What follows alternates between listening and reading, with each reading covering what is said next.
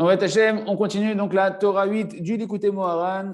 On est dans la lettre tête, petite lettre tête.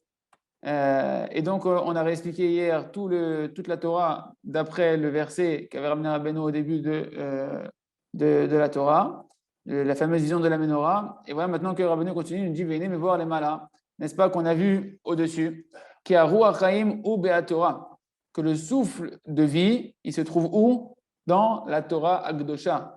Bibhinad Ruach Elohim Merachefet Al Penei Hamayim.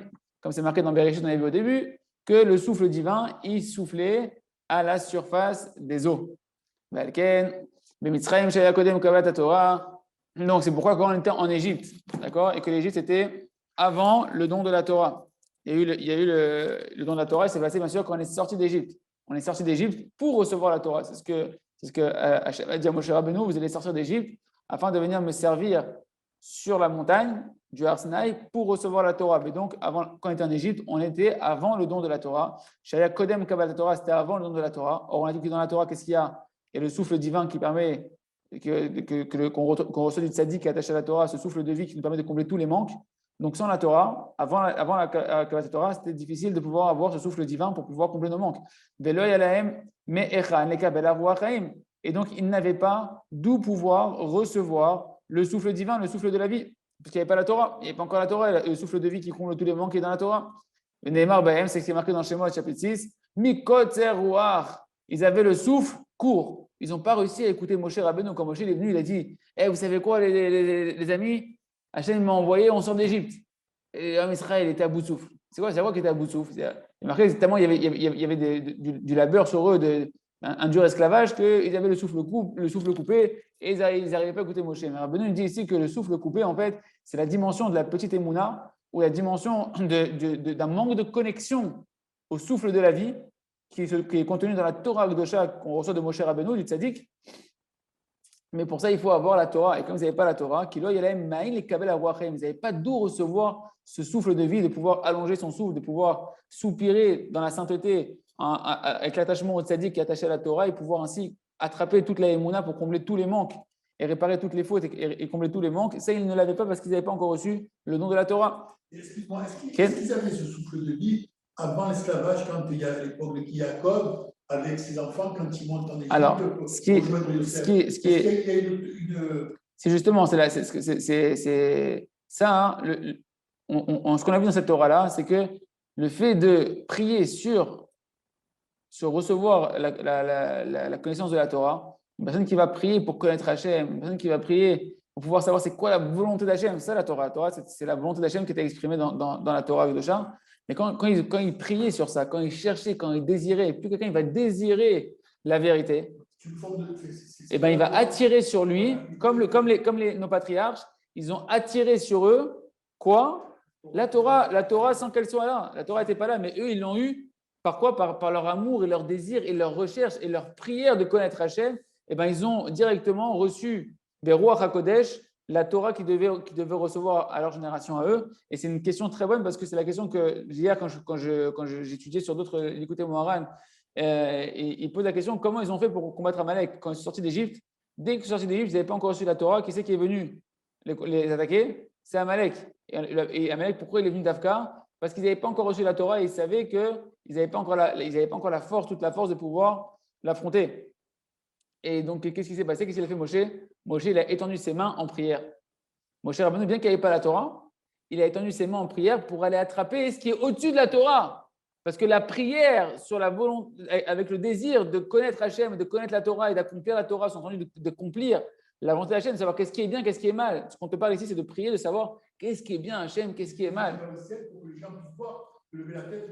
Exactement. Exactement. Et grâce à ça, c'est la première étape pour recevoir le souffle divin qui est contenu dans la Torah, c'est de prier à Kadosh Baruch Hu pour connaître Hachem, pour connaître sa Torah. Et donc, en faisant ça, il a réussi à attirer sur le Ham Israël, puisque Moshe était tellement grand qu'il avait cette capacité de pouvoir aller attraper le souffle divin, même sans que la Torah soit déjà là, et de pouvoir comme ça combattre Amalek, qui lui est le souffle de la tempête, qui se pensait être une grande tempête forte au moment de la sortie d'Égypte, pour vouloir refroidir le Ham Israël, mais c'est lui qui s'est pris une douche froide, comme on dit. Donc, en tout cas, ils étaient donc mikotse ruach, ils avaient le souffle coupé, car ils n'avaient pas d'où recevoir le souffle de vie, qui est la dimension de erech apaim, shubrinat erech apaim, l'allongement du souffle. D'accord? Apaim, c'est le nez qui représente le souffle. Donc, l'allongement du souffle, ça, ils ne pouvaient pas allonger leur souffle, recevoir la émouna, recevoir le ruach, le souffle divin, qui permet de combler toutes les choses, la émouna, parce qu'ils n'avaient pas encore reçu la Torah. Ma'ari ruche, c'est allonger son souffle, comme on a vu. C'est pourquoi c'est marqué à leur sujet de la génération de l'Égypte qu'ils avaient le souffle court, que c'est le contraire chez Wefer et Rapaim, d'avoir le souffle allongé, ce que l'on fait lorsqu'on aspire, qu'on prend une inspiration pour soupirer dans la Gdusha par rapport à un manque ou une douleur que l'on a, exactement ce fameux oi là, Dafka, on ouvre la bouche en grand, on aspire, ça ils ne pouvaient pas le faire parce qu'ils n'avaient pas la Torah qui leur permet de pouvoir attraper ce souffle divin. Chez Ubechnet Arwach Chaim, que c'est la dimension d'attraper le souffle divin, chez Mamshechin Aïda Anachal et Hashim Achisaron, que l'on peut attirer sur nous par le soupir pour combler tous les manques que l'on a, parce qu'on redit encore rapidement que le monde a été créé par le souffle de vie. La Kadosh Baruch Hu qui est dans la Torah, ce souffle de vie anime toute chose, ce souffle de vie remplit toute chose, et que tous les manques qu'on a dans notre vie, c'est juste parce qu'il y a eu un retrait de ce souffle divin créateur et qui permet de remplir toute chose. Et pourquoi il y a eu un retrait? Parce qu'il y a eu des fautes. Quand il y a des fautes, il n'y a pas de souffrance sans faute. La souffrance que tu ressens d'avoir un manque dans ta vie, c'est parce qu'il y a eu une faute. Et lorsque tu vas soupirer, tu vas allonger ton souffle pour aller chercher ce souffle divin qui est la racine de toute chose, qui est dans la Torah de Shah. Et ça, tu vas l'attraper par l'amour du tzaddik, par le fait que tu aimes le tzaddik et que tu fais la volonté du tzaddik et que tu cherches le tzaddik et que tu veux accomplir les conseils du tzaddik. Le tzaddik qui, lui, est complètement attaché à la Torah, qui a le souffle de vie, va pouvoir t'attirer sur toi ce souffle divin et combler tes manques parce que c'est pas stam, c'est pas un passe-passe. Il va réparer tes avérotes. La recherche du tzaddik, l'attachement au tzaddik est tellement à la racine et tellement la chose la plus haute pour connaître Hachem et faire tchouva que cette recherche-là et cet attachement-là va permettre au tzaddik de pouvoir réparer tes fautes. Et c'est ça qui va permettre de combler tes manques. Parce qu'il n'y a pas de passe-passe. Il n'y a pas chez nous de gourou que tu viens et tu donnes un billet et il te sort de tes problèmes.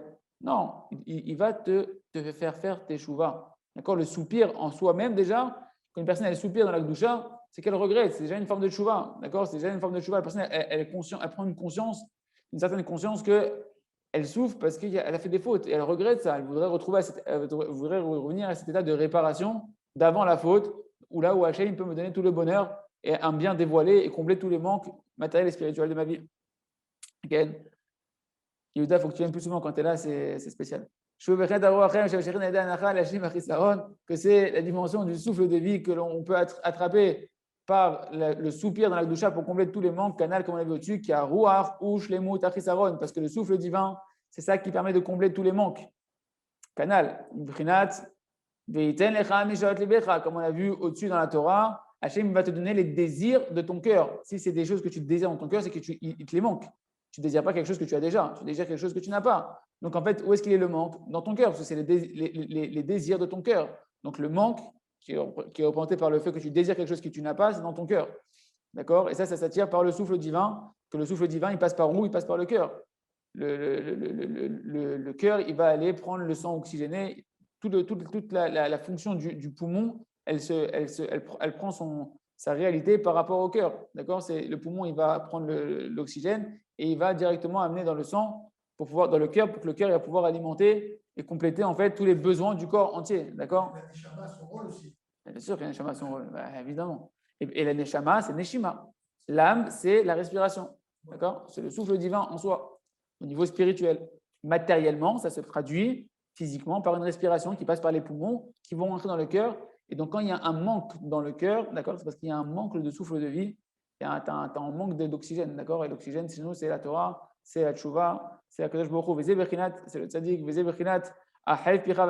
la dimension de ouvre ta bouche, agrandis ta bouche, pas pour bâiller, pour soupirer. Et moi, je vais remplir tes manques, je vais combler tes manques, je vais la remplir de prières et d'expression de tes désirs, et je vais combler tes manques. Si tu ouvres ta bouche pour soupirer sur les manques que tu as, mais avec l'espoir de pouvoir réparer tes fautes, et donc ainsi, grâce au tzaddik, pouvoir combler tes manques. Que comme ça va permettre de combler le manque qui est dans ta vie.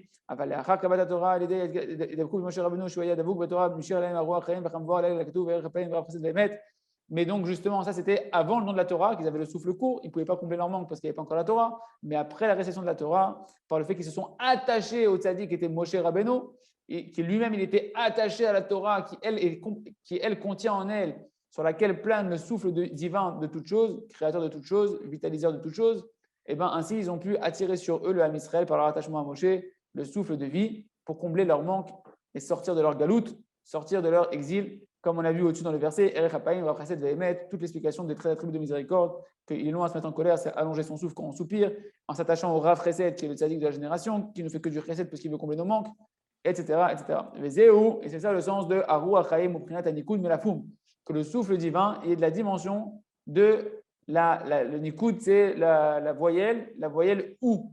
Ou, mais avec un vav. D'accord? C'est comment on appelle ça? On appelle ça le Melafoum. Voilà, le Melafoum, c'est le fameux vav comme ça, avec un point au milieu, et que quand on le prononce, on ne prononce pas vav, on le prononce ou. C'est une voyelle. C'est une lettre qui est aussi une voyelle. Une lettre avec un point dedans, qui est une voyelle. Et il nous dit, Rabbeinu, sache que le secret, la dimension intérieure de cette voyelle-là, c'est toute la dimension que je suis en train de te parler du soupir ici, de combler les manques. Au plus chaud, Melopoum. En fait, Melafoum, c'est le nom de la voyelle, mais tu peux le couper en deux, et ça te fait le mot mélo, ça veut dire remplir, poum, ta bouche.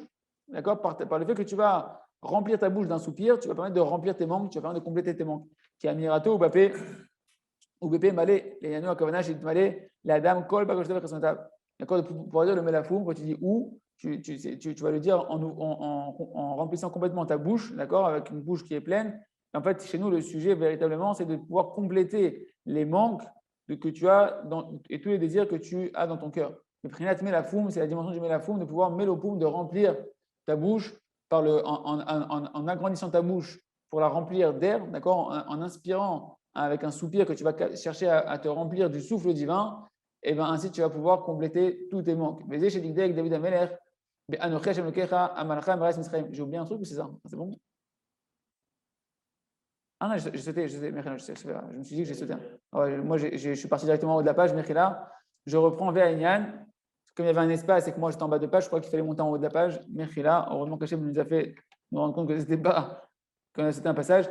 Vers Inyan qui met la foum ou Yud Vav. Et en fait, le sujet ici, c'est que la lettre Melafoum, elle s'écrit avec un Yud, d'accord, un Yud et un Vav. En fait, il y a le Vav et il y a un petit point au milieu. Et ce point, en fait, c'est comme un Yud. La lettre la plus petite qui ressemble vraiment à un point, c'est le Yud. Donc, c'est comme si tu avais un Vav et un Yud au milieu. D'accord? Donc, c'est construit de deux lettres. La lettre Vav et la lettre Yud. Et donc, la lettre Yud, ça veut dire en numérique, c'est 10. D'accord? En hébreu, les chiffres sont des lettres, les lettres sont des chiffres. Lettre numéro 10 de l'alphabet, c'est la lettre Yud. Donc, Yud, c'est 10.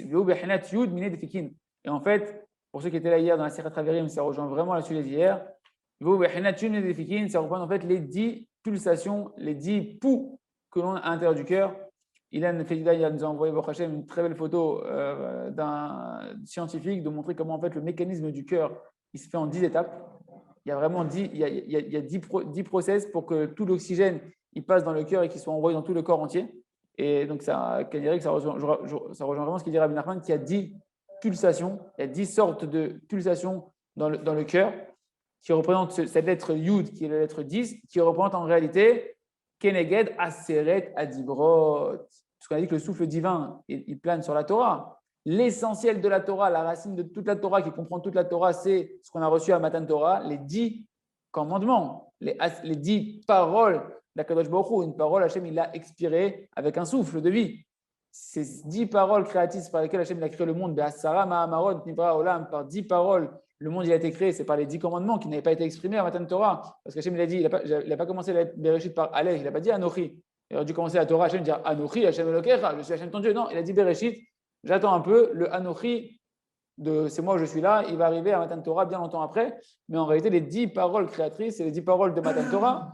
Et ces 10 paroles de Matan Torah, elles sont au nombre de 10 parce que le souffle divin plane sur la Torah. Hachem a créé le monde en exprimant et on va dire en expirant les lettres de la Torah. D'accord? Il a créé le monde, il a donné une vitalité avec son essence créatrice à Kadosh Baruch Hu à travers les lettres de la Torah, sous 10 facettes qui s'appellent les 10 commandements qui contiennent à l'intérieur d'elle toute la Torah Akdosha. Et c'est ça qui fait que toi, maintenant, pour vivre, tu as besoin de 10 pulsations dans lesquelles ton oxygène, il va dans ton cœur venir d'une certaine manière pour pouvoir que ton corps entier, il va pouvoir se vitaliser d'oxygène parce que ces 10 pulsations sont en réalité c'est une référence, une allusion pour te faire comprendre que le monde il fonctionne par les 10 commandements et que c'est seulement quand tu vas être attaché aux 10 commandements, c'est-à-dire que tu ne vas bouger ni à droite ni à gauche de toute la Torah, parce que les 10 commandements contiennent toute la Torah de chaque, que tu sois juif ou que tu sois goy, non, là je suis parti un peu loin, en tout cas pour un juif, quand tu vas faire les 10 commandements, d'accord, à ce moment-là, et donc toute la Torah Kedosha, tu vas pouvoir capter le souffle divin qui est à l'intérieur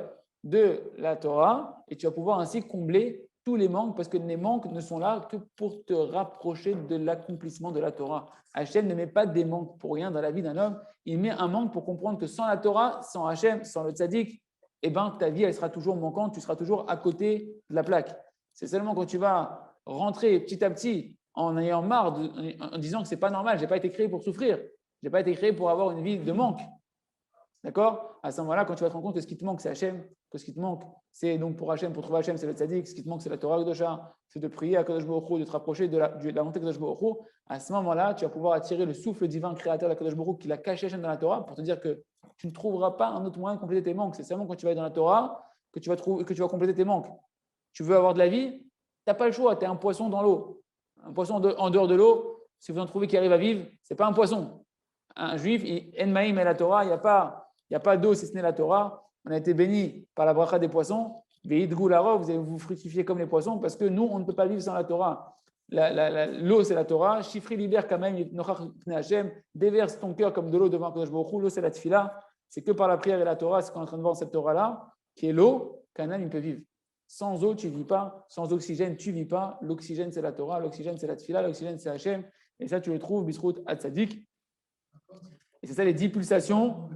C'est ça les 10 pulsations. Et en plus, on a vu hier dans la Torah 24 du Likutei Moharan, Tignana, qu'en réalité, ces 10 pulsations sont en regard des 10 sortes de mélodies qui permettent d'avoir une joie totale. Et Rabbi nous dit que toutes les maladies, quelles qu'elles soient, sans exception, proviennent d'une détérioration de la joie qui elle-même provient d'un manque des 10 sortes de mélodies qui, elles, sont en regard des 10 pulsations, qui sont en regard des 10 commandements.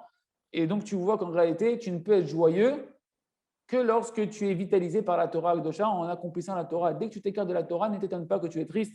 C'est une protection que Kadosh Baruch Hu il a mis, une sécurité pour que tu ne puisses pas te tromper de voie et ne pas être déçu à 120 ans de dire purée, je suis passé à côté de l'investissement de mon éternité. On ne te parle pas d'un investissement de 70 ans d'avoir la retraite, on te parle d'un investissement pour l'éternité. Le Yud, comme tu dis si bien, qui est extraordinaire dans tout ce que tu as dit, il faut surtout oublier, c'est la plus belle des merveilles. C'est quand même la première lettre de Kadosh Baruch Hu d'Hachem, le Yud. Yud Kevavke. Yud Kevavke, c'est la Shlemut. Il est dans notre cœur, donc dans notre battement. Et tu te rends compte que comment on appelle un juif? Un Yud. Un Yud. Le juif, c'est le Yud. Yud. Yehudi. Okay. Très bien, on continue. Donc en fait, c'est pas compliqué, hein, c'est-à-dire c'est fou. Rabbeinu te dit ton cœur il bat, ton cœur il bat par la Torah, c'est-à-dire ton cœur il bat par la Torah.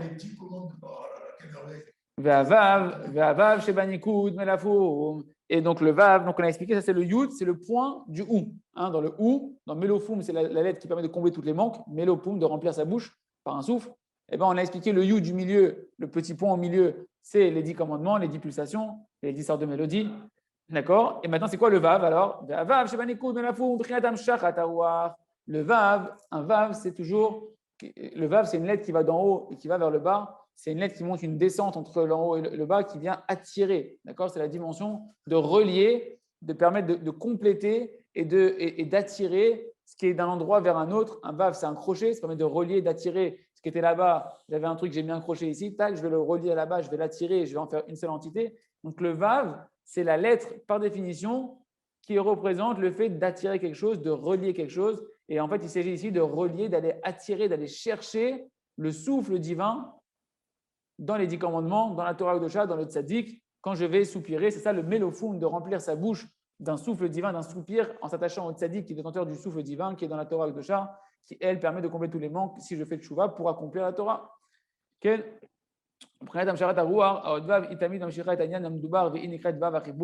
le vav de liaison, on appelle comme ça en hébreu, c'est le vav de conjonction, de liaison. D'accord? Et comme ça, donc, elle permet donc elle permet d'attirer le yud. Le vav, il va attirer le petit point qui est le yud, parce que le yud, c'est la Torah qui représente le souffle divin. Donc le Vav, c'est attirer le Yud, les 10 commandements qui contiennent le souffle divin pour combler tous les manques en faisant tchouva sur ce que j'ai endommagé dans les 10 commandements. Un des 10 commandements, messieurs, fondamental, c'est la Emouna, avoir foi en Kadosh Baruch Hu, je suis Hachem ton Dieu, tu n'auras pas d'autre Dieu que moi. Et un des 10 commandements fondamentaux aussi, c'est tu ne feras pas d'adultère. Et Rabbi Nachman, il a dit, pas faire d'adultère, c'est pas ouvrir les yeux devant une autre femme que sa femme. Nous, Melafoum, Melopoum. C'est ça, c'est le sujet de Melafoum. Il y a le Vav dans le Moïmouna, Vadaï. Nous, Melafoum, même dans le nom d'Hachem, il y a le Vav. Yudke, Vav. Nous, Melafoum, c'est ça, le remplir sa bouche, la lettre, la voyelle Melafoum, Melopoum, remplir sa bouche. Quel est Dem Sharadagwar, Nisham Arizaron, Shokrinat, Achef, Pichav, Amaleo. Parce que par le fait que tu vas maintenant attirer le souffle divin, eh ben, ça va combler les manques. Et c'est la dimension de ouvre ta bouche, agrandis ta bouche pour prendre une grande inspiration. Et comme ça, je vais amaler ou je vais la remplir, je vais remplir tes manques. Chez une manière qui s'avance que ton manque il va se combler canal. Que ça, c'est la dimension de chez Zéou. Prinat Melafoum, c'est la dimension de la voyelle Melafoum, Melopoum, de remplir sa bouche en allant chercher un souffle divin, canal, comme on l'a vu au-dessus. Bézé, chez Digdek, David Ameler, Beteilim 81. Voilà ce que c'est la précision que David Ameler il a fait dans le Teilim 81. Anochi Hashem Elokecha Hamalcha Meret Mitzrayim.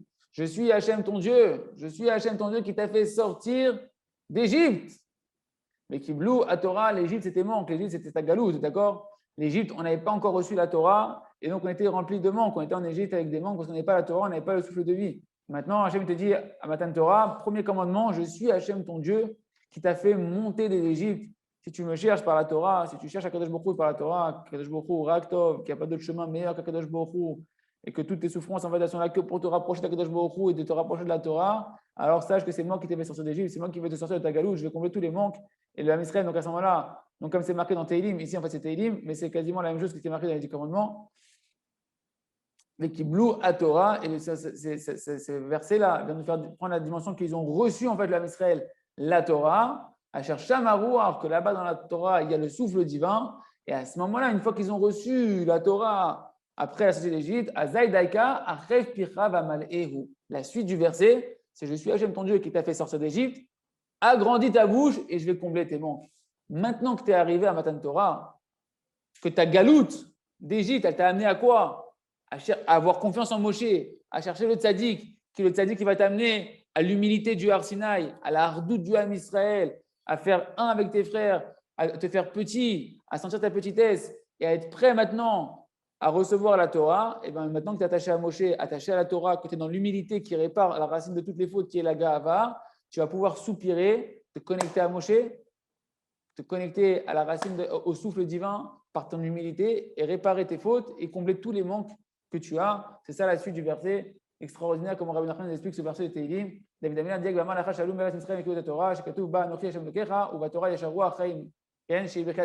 dans la Torah qu'on a reçue, il y a le souffle divin, qui est la dimension de la voyelle Melafoum, de remplir sa bouche, de compléter sa bouche en agrandissant sa bouche pour capter le souffle divin de la Torah canal. C'est la dimension de combler les manques. C'est précisément en sortant d'Égypte, c'est seulement après la sortie d'Égypte. C'est ça que le verset nous dit, je t'ai fait monter de la terre d'Égypte. C'est quand tu es sorti d'Égypte que tu as reçu la Torah. À ce moment-là, tu as pu sortir de la dimension qu'on a vue au début, qui disait Rabbi Nachman d'avoir le souffle coupé. Mais côté roi, on avait le souffle court parce qu'on n'avait pas la Torah. Maintenant, tu es sorti d'Égypte, tu as reçu la Torah. La Torah, elle contient le souffle de vie. Donc, tu peux agrandir ta bouche. Tu peux aspirer à pouvoir compléter tes manques en allant captant le souffle divin de la Torah Kedosha par le tzaddik et ainsi pouvoir véritablement quitter ta galoute, combler tes manques. À ce moment-là, ça annule la dimension d'avoir le souffle coupé. Anal, qui blou à Torah, parce qu'ils ont reçu la Torah, Shamaru Achaim, que là-bas il y a le souffle divin canal, Alken Azdaika, c'est pourquoi c'est à ce moment-là précisément que c'est marqué Achef Pichav Amal Ehu, agrandis ta bouche et je vais la remplir, je vais combler tes manques. Bechinat Shemut Achesaron, c'est le fait de combler les manques. Bechinat Melopum, le fait d'agrandir sa bouche et de remplir sa bouche, la voyelle Melafoum. Bechinat Yemale Hashem comme Eshaotecha, c'est la dimension que Hashem il va remplir tous les désirs de ton cœur. Comment il remplit les désirs de ton cœur, Hashem? Quand tu te tournes vers le tzaddik pour te tourner vers la Torah, pour réparer tes avérotes en soupirant, et en soupirant, en allant combler ce souffle divin, qui est en réalité, qui va te ramener à l'accomplissement de la Torah, et qui va réparer tes avérotes et combler tous tes manques. Valken Iskar, Yetziat Nisraim et Parashat Tzitzit. C'est pour ça que tu vois effectivement que la sortie d'Égypte est encore mentionnée dans la paracha des tzitzit du schéma Israël, dans le 3e paragraphe, où là-bas c'est marqué Daber Ebene Israël va martalehem, va soulahem, tzitzit. Tu vas parler à Israël, tu vas leur dire de faire, toi Moshe, tu vas leur enseigner de faire les tzitzit. Or, on a parlé dans le shiur, Rabbi Nachman nous a expliqué plusieurs fois la dimension du tzitzit avec ces 4 coins qui représentaient en réalité les 4 vents, les 4 vents qui soufflent dans le monde, qui a sa racine, et le Ruach Haïm, le souffle divin. Ces 4 points qui sont à leur racine les 4 lettres du Yud Ke Vav Ke, qui en réalité vont donner les 4 éléments fondamentaux de toute la création par lesquels sont constitués tous nos traits de caractère. La combinaison des différents 4 coins des tzitzit, des 4 éléments fondamentaux, le feu, l'eau, le vent et la terre, ça va constituer notre trait de caractère, nos bons et nos mauvais. Et c'est quand on va soupirer, parce qu'on veut réparer notre trait de caractère, on veut accomplir la Torah. D'accord? Donc on va prendre notre tzitzit pour se rappeler c'est quoi le tachlit de la vie. Le tzitzit, c'est quoi le tzitzit? Je me rappelle, je regarde le ciel, la couleur bleue du ciel, je dis ouais, il y a Hachem dans le monde, où est-ce que je suis? Je dois ressembler à Kadosh Baruch Hu. Et bien à ce moment-là, la dimension du tzitzit, elle te permet de capter le souffle divin. On dit que le tzitzit, c'est le souffle divin, il représente le souffle divin, les 4 coins, les 4 vents, le souffle, le vent d'Akadosh Baruch Hu créateur, les 13 attributs de miséricorde, on a vu aussi, et d'attirer la miséricorde d'Akadosh Baruch Hu sur toi, et donc ainsi de pouvoir combler tes manques, réparer tes avérotes, combler tes manques. Donc c'est pour ça que dans la paracha des tzitzit, on te parle de la sortie d'Égypte. C'est marqué là-bas à la fin de la paracha des tzitzit. Ani Hashem Lokechem, je suis Hashem votre Dieu, Asher Hotzeti Etrem Meretz Mitzrayim, qui vous a fait sortir d'Égypte. Pourquoi? Parce qu'on a expliqué en long et en large dans la Torah avant. Ceux qui n'ont pas assisté à la cours d'avant, il faut voir les cours d'avant, que le tzitzit, c'est la dimension du souffle divin. Bechinat, Me'arba, Ruchot. Et ce souffle divin, on l'a eu quand? Quand on est sorti d'Égypte. Donc je te parle de la sortie d'Égypte dans la paracha des tzitzit, pour que tu comprennes que pour capter ce souffle divin qui représente le tzitzit, qui représente la miséricorde d'Akadosh Baruch Hu, qui peut combler tous tes manques, eh ben, il faut sortir d'Égypte pour aller recevoir la Torah. D'accord? Chez nous, on est toujours esclave. Tu choisis, soit tu es esclave de Pharaon, soit tu es esclave d'Hachem. Sauf que la différence, c'est que chez Hachem, tu es son fils. Donc être l'esclave du roi des rois qui est ton père, en fait, c'est juste être le prince, tout simplement, du royaume. Et ça vaut mieux pour toi. Va accomplir le code de loi de ton père qui est le roi, soit l'esclave d'Akadosh Baruch Hu, quitte l'esclavage de l'Égypte, et automatiquement, par l'attachement à la Torah, en soupirant, tu pourras, rien qu'avec un soupir, combler tous les manques de ta vie. Pas très compliqué de soupirer, hein, la vérité. Hachem ne devait pas demander quelque chose de si fou, quoi. Hein, Hachem, il est Rahman. Gam Diber Azmian Shtemesre Sheot Ayom ou Shtemesre Sheot Alayla. Et là, Rabbi dit que Rabbi il a aussi parlé dans cet enseignement de la Torah des 12 heures de la journée et des 12 heures de la nuit. Il y a 24 heures, 12 heures le jour, 12 heures la nuit. Sheshbem Shnem Asar Tseroufé Avaya, qui contiennent en réalité chacun 12 permutations du Yud Ke Vav Ke. Le Yud Ke Vav Ke avec 12 permutations. Bechol Shah Yesh Tserouf Acher. Chaque heure, il y a une permutation, une combinaison des lettres du Yud Ke Vav Ke qui est différente. Et donc, c'est lui qui va vitaliser le Shem Havaya. Hein, le Yud Ke Vav Ke, c'est le Shem Havaya, c'est le nom de l'existence. Hachem, il a été, il est et il sera, il a fait tout exister, il fait tout exister, il fera tout exister par sa miséricorde qui se manifeste à chaque heure sous une combinaison différente, un assemblage de ces lettres du Yud Ke Vav Ke qui est différente. Et chaque heure elle-même se décompose en 1080 fractions. D'accord? Et chacun de ces 1080 fractions qui constituent chaque heure, eux aussi, ils ont ces 1080 permutations de chaque heure. Encore une autre combinaison du nom d'Akadosh Baruch Hu. Donc, c'est Akadosh Baruch Hu, en fait, son nom, dans sa forme très spirituelle, il va se combiner sous différentes formes et donner de la vitalité, un souffle divin, un nouveau souffle divin à chaque fraction, dans 1080 fractions dans une heure. Hachem, il va renouveler à chaque fois le monde par un souffle divin qui est différent. Donc, à quel point on peut faire un nouveau départ? C'est-à-dire que dans une heure, tu as 1080 fractions de nouveaux départs, de nouveaux souffles d'Akadosh Baruch Hu. Tu peux reprendre un nouveau souffle 1080 fois par heure. C'est-à-dire que plus que toutes les minutes. D'accord? Dans une heure, tu as 60 minutes. Fais le calcul, je ne sais pas comment ça fait. Dans une... Ouais, c'était peut-être une seconde, en fait. Ça s'est arrivé une seconde, je n'ai pas fait le calcul. En fait, tu peux tout le temps faire un nouveau départ. Tu peux constamment faire un nouveau départ parce qu'Hachem te donne à chaque fois un nouveau souffle, une nouvelle énergie. À toi d'y croire, à toi d'aller la chercher. À toi de croire en ça. Et tout ça, c'est la dimension du souffle divin, du souffle de vie qui est dans les pulsations cardiaques. Et... De combien? Donc toutes les 2 secondes en fait. Non, toutes les fractions de seconde, tu as Toutes les demi-secondes. Toutes les demi-secondes. Non. Bon, ok, on reverra ça après. Et ça représente le souffle divin. On a compris en fait que dans chaque respiration, en fait, tout simplement, déjà, tu as déjà de quoi faire un nouveau départ parce que Hachem, il a déjà insufflé un nouveau souffle dans le monde entier. D'accord. Et vous voyez, même si on est en train de souffrir d'une maladie de la respiration, c'est pas pour rien que Baruch Hu, il veut nous sortir d'avoir un souffle coupé, d'être coupé de la Torah et de nous réémerger malgré nous à faire le tchouva, à revenir vers la Torah pour avoir un nouveau souffle, le souffle du Mashiach, le souffle du Tzaddik, le Ruach Hashem qui va souffler sur le monde d'Hachem. Donc tout ça, c'est la dimension des pulsations cardiaques, tout simplement, qu'il y a dans toute la création du monde. C'est comme si, en fait, Kadosh Baruch Hu, il est le cœur du monde. Le Tzaddik, c'est le cœur du monde. Il insuffle dans le monde le souffle divin à chaque instant. Velo Zachiti, le souffle divin, c'est la miséricorde d'Hachem. Il insuffle dans le monde constamment de la miséricorde de Kadosh Baruch Hu, parce que le Yud Kevavke, qu'on voit ici, qui est fragmenté en 12 permutations le jour, 12 permutations la nuit pour chaque heure, et en 1080 fractions dans chaque heure, etc. C'est le Shem Havaya, c'est le nom de la miséricorde d'Akadosh Baruch Hu. On parle ici en fait de la miséricorde d'Akadosh Baruch Hu, c'est de renouveler constamment la miséricorde d'Akadosh Baruch Hu. Et ça, tu fais comment? Comment il fait le tzaddik? Comment il fait ça? En jugeant positivement chacun d'entre nous. Quand tu vas te juger positivement, quand le tzaddik te juge positivement, qu'est-ce qu'il est en train de faire? Il est en train d'attirer la miséricorde d'Akadosh Baruch Hu sur le monde. Le tzaddik, c'est celui que jamais il laisse une situation dans ce monde-là où on laisse une accusation tomber sur la Israël. On laisse une accusation tomber sur un juif. Constamment, il va chercher quoi? La miséricorde de Kadosh Baruch Hu pour attirer un nouveau souffle divin, une nouvelle existence, une nouvelle havaya du Yud Kevavke de la miséricorde de Kadosh Baruch Hu. En fait, la miséricorde de Kadosh Baruch Hu, elle est constamment là, c'est à nous d'aller la chercher. Il dit Rabbi Nathan, mais j'ai malheureusement pas pu entendre et comprendre complètement bien ces paroles qu'on est en train de voir ici sur les termes. Ah, c'est Rabbi Nathan. Rabbi Nathan dit, j'ai oublié aussi un petit peu ce sujet-là qu'il a dit Rabbi Nachman. Mais ceux qui sont intelligents, ils comprendront par eux-mêmes. Très bien.